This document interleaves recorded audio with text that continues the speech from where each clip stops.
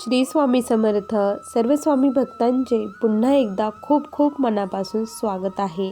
वर्णिता समर्थांचे गुण नाना दोष होती दहन, सांगता वाचता ऐकता वक्ता श्रोता दोघेही. आज तुम्ही खरंच खूप भाग्यवान आहात. तुमचे आणि माझे असंख्य पापांचा नाश होणार आहे, कारण हे स्वतः स्वामींनी सांगितलं आहे. स्वामींच्या गुणांचं वर्णन केल्यानंतर जो ऐकणारा असतो त्याला देखील तेवढंच पुण्य मिळत असतं आणि जो सांगणारा असतो त्याला देखील तेवढंच पुण्य मिळत असतं. खूप सुंदर अनुभव आहे, त्यामुळे हा अनुभव अगदी शेवटपर्यंत प्रत्येक स्वामी भक्ताने आज बघावा. चला तर मग वेळ न लावता या सुंदर अशा अनुभवाला सुरुवात करूया. तत्पूर्वी तुम्ही जर आपल्या चॅनलवरती नवीन असाल तर सबस्क्राईब करायला विसरू नका, कारण असेच रोज स्वामी आईंचे नवीन नवीन अनुभव या चॅनलवरती येत असतात. ताई म्हणतात, सर्वप्रथम सर्वांना श्री स्वामी समर्थ. या ब्रह्मांडाचे चालक मालक पालक, माझ्या जीवनाचे सूत्रधार असलेले सर्व स्वामी भक्तांना अंधाराकडून प्रकाशाकडे नेणारे भगवान श्री स्वामी समर्थ महाराज यांच्या चरणी कोटी कोटी प्रणाम. स्वामी भक्तांनो, आज मी तुम्हाला माझ्या आयुष्यातील खूप मोठे स्वामींनी मला दिलेले अनुभव सांगणार आहे. तसे तर स्वामी आयुष्यात आल्यापासून स्वामींनी मला छोटे मोठे असंख्य असे अनुभव दिले आहे, पण त्यातील जे अनुभव खरंच सांगायसारखे आहेत ते अनुभव मी तुमच्यासोबत शेअर करत आहे. स्वामींनीच मला ही बुद्धी दिली. कदाचित तुमच्या आयुष्यात देखील असंच काही घडत असेल, त्यामुळे स्वामींनी हे अनुभव तुम्हाला सांगून एक नवी दिशा, आशा, प्रेरणा, स्वामी सेवा करण्याची एक नवी उमेद जागी व्हावी या हेतूने हा अनुभव मी आज इथे शेअर करत आहे. स्वामी भक्तांनो, माझे नाव पल्लवी धसाळ असे आहे.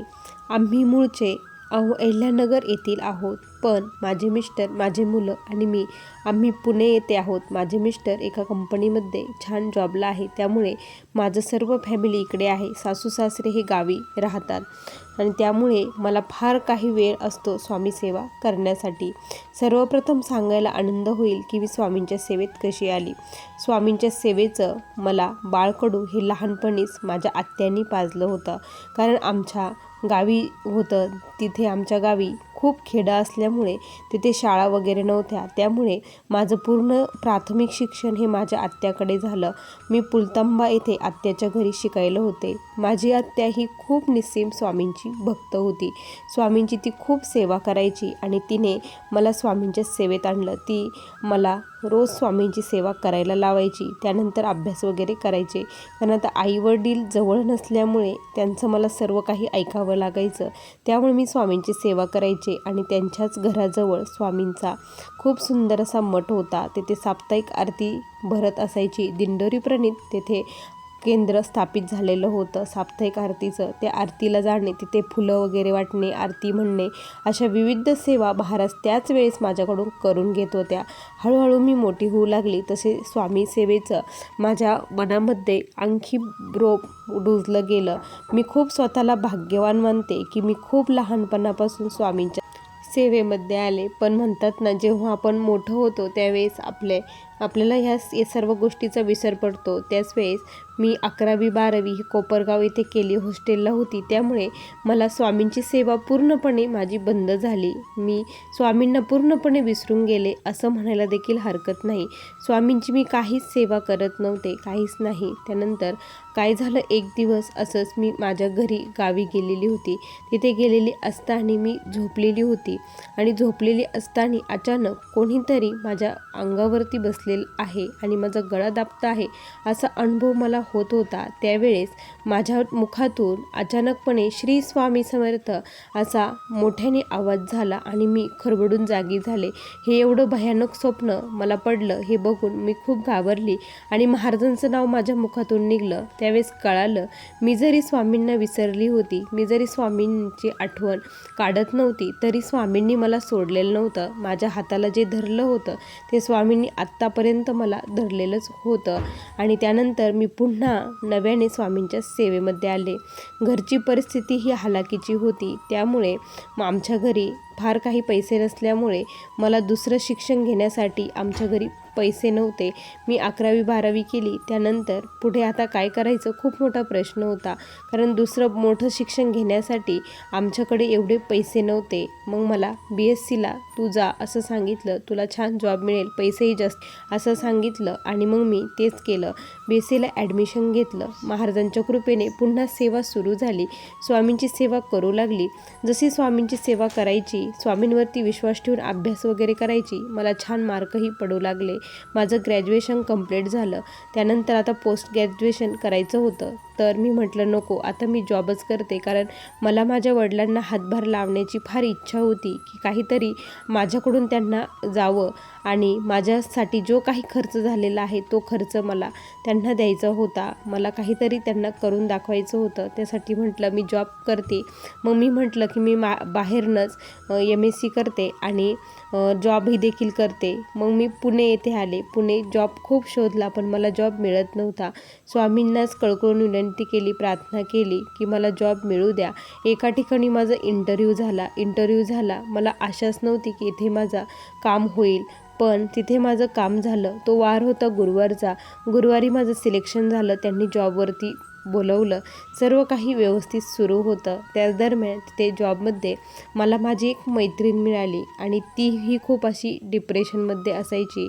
आणि त्यावेळेस काय झालं की मी तिला सांगितलं की तू महाराजांची सेवा कर असं, पण तिचा विश्वास नव्हता स्वामी सेवेवरती की किंवा कुठल्याही देवतेवरती.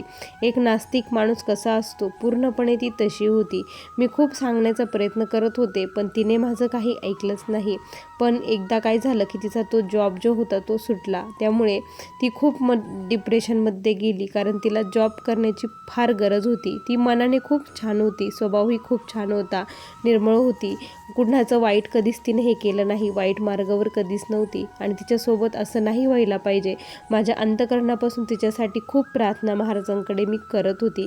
आमचे फोन हे चालूच असायचे. ती दुसरीकडे खूप जॉब शोधत होती. तिला मी म्हटलं, अगं तू फक्त नामस्मरण कर, बाकी काहीच करू नको, बघ स्वामी महाराज तुझं सर्व काही करून घेतील.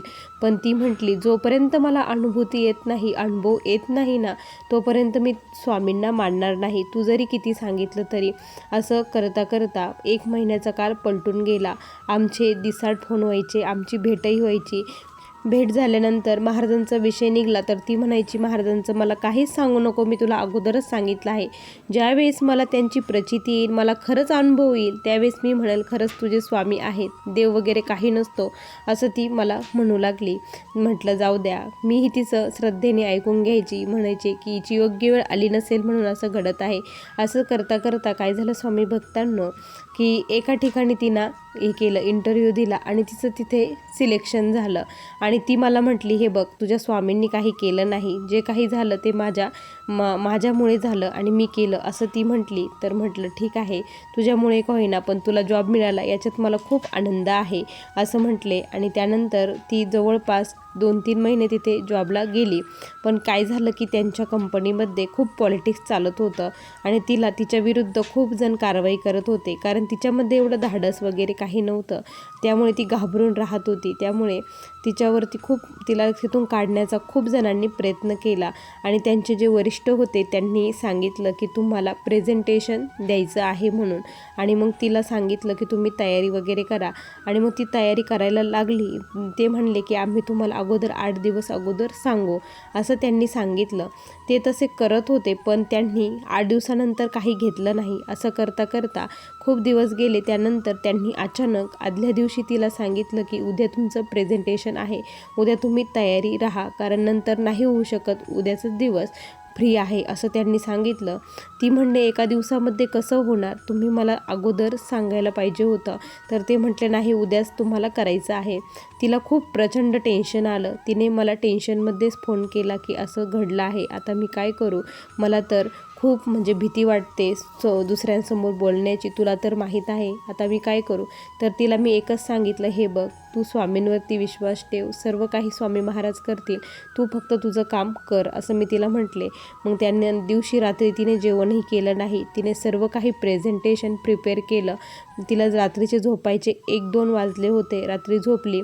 तिच्याकडे सकाळी काही वेळ नव्हता, कारण सकाळी 10 वाजता सर्व काही सुरू होणार होतं. मग तिने घरचं सर्व आवरून ते घेऊन ती तिथे गेली आणि ऑफिसमध्ये गेल्यानंतर तिचीच एक मैत्रीण होती. ती म्हटले, तुझ्या चेहऱ्यावरती खूप असं टेन्शन दिसत आहे, तू घाबरू नको, मी अगोदरच प्रेझेंटेशन दिलेले आहे म्हणे, तुला जर त्याच्यातून काही पाहिजे असेल तर तू घे. तिने तिचं ते दिलं आणि त्याच्यानंतर हिने जे तयार केलेलं होतं ते सेमच होतं. थोडंफार जे काही पाहिजे होतं तिच्याकडून तिने घेतलं. त्यानंतर मग तिने प्रेझेंटेशनच्या अगोदरच त्यांना सर्वांना सांगितलं की हे बघा म्हणे की माझं असा प्रॉब्लेम आहे, माझं काही चुकलं तर मला हे करा. पण त्या अगोदरच काय झालं तिच्यासोबत, ज्यावेळेस तिने मला फोनवरती हे सर्व सांगितलं त्यावेळेस माझ्या अंगावर देखील शहारे उभे राहिले. कारण प्रेझेंटेशनला जाण्याच्या अगोदरच ती खूप घाबरलेली होती आणि तिथे एकटीच बसलेली असताना तिला समोर महाराज प्रत्यक्षात दिसायला लागले. महाराज तिला म्हटले, घाबरू नको, आम्ही आहोत. कारण तिने मनामध्ये दीर्घ श्वास घेतला आणि महाराजांचं नाव घेतलं. ज्या क्षणी महाराजांचं तिने नाव घेतलं त्या क्षणी तिला महाराज समोर दिसू लागले आणि महाराज दिसू लागले. महाराज म्हटले, घाबरू नको, आम्ही आहोत, सर्व आमचेच माणसं आहे, सर्व काही व्यवस्थित होईल, निश्चिंत जा, असं महाराज म्हटले. आणि तिने तिथे जाऊन त्यांनाही सांगितलं की मला असा त्रास आहे, त्यामुळे मला समजून घ्या आणि मी प्रिपरेशन फक्त एका दिवसामध्ये केलेलं आहे असं सगळ्यांना सांगितलं. त्याने प्रेझेंटेशन सर्वजण खूप मन लावून ऐकत होते. सर्वांनी तिचं सर्व काही ऐकून घेतलं. सर्व व्यवस्थित पार पडलं आणि ज्यावेळेस सर्व काही संपलं त्यावेळेस ती ढसढस रडून तिने मला फोन केला की माझ्यासोबत असं झालं. खरंच स्वामी महाराज आहेत, खरंच मी आज त्यांना मानते, खरंच त्यांनी मला अनुभव आज खरंच प्रत्यक्षात दिला. तू माझं बिलीव करणार नाही, माझ्यावरती विश्वास ठेवणार नाही, पण मला प्रत्यक्षात महाराज येऊन सांगून गेले की घाबरू नको, आम्ही आहोत, तू जा. हे शब्द ऐकल्यानंतर मला खूप धीर आला. त्या शब्दांवरतीच मी तिथे गेले आणि सर्व काही व्यवस्थित झालं. मला तर वाटलं होतं की आज माझा जॉब जाणार म्हणून, पण महाराजांनी तो वाचवला. आजपासून मी महाराजांची सेवा करणार. खरंच तू इतके दिवस सांगत होती की स्वामींच्या नामामध्ये प्रचंड ताकद आहे, तू फक्त नामस्मरण कर. मी एकदाच अंतःकरणापासून त्यांना हाक मारली आणि खरंच ते प्रत्यक्षात माझ्यासमोर उभे राहिले. हा तिचा अनुभव ऐकून मला खूप रडायला यायला लागलं. माझ्या देखील अंगावरती शहारे उभे राहिले. खरंच महाराज तुमची किती अगाध लीला आहे, तुम्ही तिचं जीवन सावरलं, त्यामुळे मला खूप आनंद झाला तिच्यासाठी. आम्ही दोघीही मग त्या दिवशी मठात गेलो आणि त्या दिवसापासून तिने महाराजांना कधीही ती स्वामींना विसरली नाही. स्वामींची खूप मनापासून ती सेवा करू लागली आणि माझ्या जीवनाचा प्रवास देखील तेव्हापासून आणखी स्वामींचा सुरू झाला. घरचे माझ्यासाठी खूप स्थळं बघत होते, पण मला आत्ताच लग्न करायचं नव्हतं. सर्व काही चालू होतं. माझी डिग्री देखील कंप्लीट झाली आणि त्यानंतर जॉबही सुरूच होता, जॉबही चालूच होता. छान मला पेमेंटही भेटत होतं आणि महाराजांची सेवा देखील आता वाढली होती, सेवा देखील सुरू झालेली होती. आम्ही मठामध्ये जायचो, सर्व काही व्यवस्थित चालू होतं. पण म्हणतात ना की आयुष्यामध्ये जे आपले भोग आहे मागच्या जन्मीचे, ते भोगूनच संपावे लागतात. त्याची तीव्रता महाराज कमी करतात त्याच्या सेवेने, पण ते आपल्या आयुष्यामध्ये, प्रत्येकाच्या आयुष्यामध्ये जसं मागच्या जन्मी कर्म केलं असेल त्यानुसार भोगावेच लागतात. माझ्या आयुष्यात देखील असंच घडलं. माझ्या वडिलांनी माझ्यासाठी एक छान स्थळ बघितलं. मी नकोच म्हणत होती, पण वडिलांचं खूप आग्रह होता की नंतर पुन्हा वय झाल्यानंतर स्थळ मिळत नाही, मुलगा छान मिळत नाही आणि सर्व काही आपल्या मनासारखं भेटत नाही, त्यावेळेस खूप परेशानी होते. आता सर्व काही मनासारखं झालेलं आहे तर तू लग्न करून टाक, असं सर्वांनी सांगितलं. तर मग मीही होकार दिला. म्हटलं कदाचित महाराजांची इच्छा असेल, महाराजां करून घेत असेल म्हणून मी होकार दिला आणि ते लग्न करायला मी तयार झाली. पण असं झालं की त्यानंतर माझं एका याच्यावरती थोडंसं आमच्या ऑफिसमध्ये हे होतं, पण त्यानेही सांगितलं की बघ तुला काय करायचं आहे. आम्ही एका ठिकाणी पत्रिका दाखवली तर त्यांनी सांगितलं की तुमचे गुण हे जुळत नाही आणि तुमचं जरी लग्न तुम्ही जबरदस्ती केलं तरी 2-3 महिन्यामध्येच तुमचा तुम्ही सोबत राहणार नाही, असं त्यांनी स्पष्टपणे आम्हाला सांगितलं. तर मी म्हटलं आता काय करायचं, यांनी तर असं सांगितलं, वडिलांनी घरी स्थळ बघितलेलं आहे, तर आता त्यांनाही मी काही सांगू शकत नाही. तर त्यांना सांगितलं तर ते खूप मला रागवतील, ओरडतील. देतील, कदाचित मला घरात देखील घेणार नाही असं मी बोलली. त्यावेळेस मग आम्ही ठरवलं की महाराजांच्या मठामध्ये आम्ही दोघंही गेलो. मग महाराजांना सर्व काही सांगितलं. त्यानंतर महाराजांना कौल लावला. कौल लावल्यानंतर तिथे होकार आला. महाराजांवरती विश्वास ठेवला, पत्रिकेवरती विश्वास ठेवला नाही. आईवडिलांना सांगितलं, त्यांचा विरोध होता, कारण इकडं सर्वांनी आमच्यासाठी खूप छान स्थळ बघितलं होतं, पण तिकडं वडिलांच्या सर्वांच्या विरोधात जाऊन मी इकडे लग्न केलं. लग्न झाल्यानंतर मला माझ्या घरच्यांनी 2 महिन्यांनी ॲक्सेप्ट केलं, पण तोपर्यंत खूप त्रास झाला 2 महिन्यापर्यंत. आणि आता ते पत्रिकेचं मी पूर्णपणे विसरून गेलेली होती की यांनी असं काही सांगितलं आहे म्हणून. पण जेव्हा मी महाराजांची सेवा करत होते, महाराजांची विश्वास होता की स्वामींनी होकार दिलेला होता, म्हणजे सर्व काही व्यवस्थित होईल. त्यानंतर माझे जे मिस्टर होते ते खूप छान स्वभावाचे, तेही खूप छान होते, प्रेमळ होते, मला खूप जीव लावत होते. आणि विशेष म्हणजे ते देखील महाराजांची खूप निस्सीम भक्त होते. तेही स्वामींची सेवा करायचे. आम्ही दोघंही स्वामींची सेवा करून ऑफिसला जात असायचो. स्वामींच्या कृपेने 2 वर्षामध्येच मला एक छान असा मुलगा झाला आणि त्यानंतर मुलगीही झाली. आज सर्व काही व्यवस्थित होतं. माझा मुलगा 5 वर्षाचा झाला आणि मुलगी 3 वर्षाची होती. त्यावेळेस पुन्हा एकदा असंच त्यांचं मुलांची पत्रिका दाखवावी म्हणून आम्ही त्याच ब्राह्मणाकडे गेलो, ज्यांनी आमची पत्रिकामध्ये असं सांगितलं होतं. त्यांच्याकडे गेलो तर त्यावेळेस ते म्हटले की मी ही पत्रिका अगोदरच बघितलेली आहे, असं ते म्हटले. पत्रिका बघितलेली आहे आणि हे तर शक्यच नाही, हे कसं शक्य आहे असं ते म्हटले. तर म्हटलं, अहो हे शक्य आहे. महाराजांकडे अशी कुठलीच गोष्ट नाही की ती अशक्य आहे. अशक्य ही शक्य करतील स्वामी. आमच्या स्वामींच्या सेवेमध्ये प्रचंड ताकद आहे. स्वामींनी ते सर्व काही केलं आहे असं आम्ही त्यांना सांगितलं. आणि ते म्हटले, तुम्हा दोघांनाही मंगळ आहे. तुमची पत्रिका एकदम डिफरंट आहे. एकही गुण जुळत नाही. तुमच्या आयुष्यामध्ये संतान प्राप्तीही नाही. आम्ही म्हटलो, आम्हाला एक मुलगा आणि एक मुलगी आहे. मग ते म्हटले की तुमच्या गुरूंच्या आशीर्वादाने तुम्हाला हे सर्व काही मिळालेलं आहे. आणि ते देखील स्वामींची सेवा करू लागले. आमच्यामुळे माझी ती एक मैत्रीण आणि ते भटजी हे दोघंही स्वामींच्या सेवेत आलं. यामध्ये आम्हाला प्रचंड आनंद आहे. माझे मिस्टर आणि मी आम्ही दोघंही जेव्हा सप्ताह बसतो त्यावेळेस मठामध्ये पारायणाला बसतो, गुरुचरित्र पारायण करतो. जरी मठामध्ये नाही झालं तरी आम्ही घरी देखील पारायण करतो. आमच्या मुलांना देखील महाराजांचं खूप वेड आहे. तेही स्वामी आजोबा म्हणतात. रोज स्वामींची माळीचा जप करतात, सर्व काही करतात. त्यांच्या घरच्यांनी मला ॲक्सेप्ट केलं, माझ्या घरच्यांनी केलं. ही आमच्यावरती महाराजांची कृपा आहे. स्वामींनी सर्व काही व्यवस्थित करून घेतलं. एकदा असंच झालं, गुरुचरित्र पारायणाला मी घरीच बसलेली होती, कारण आता मुलं सर्व असल्यामुळे मठात जाणं, एवढा वेळ देणं, सर्व काही करणं हे शक्य नव्हतं. त्यामुळे मी घरीच पारायणाला बसली.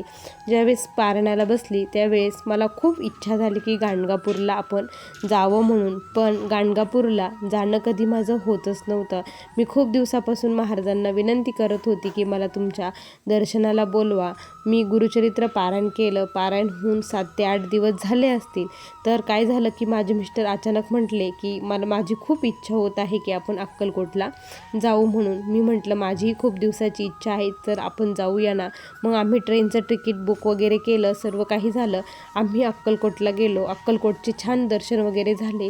आणि अचानकच माझे मिस्टर म्हटले की आता एवढ्याजवळ आलोच आहे, आपलं पुन्हा येणं होत नाही कामामुळे, आपण आता गाणगापूरला देखील जाऊन दर्शन करून येऊया असं म्हटले. हे म्हटल्यानंतर मला प्रचंड आनंद झाला. एवढ्या दिवसाची इच्छा जी माझी होती ती महाराज आता पूर्ण करत आहे.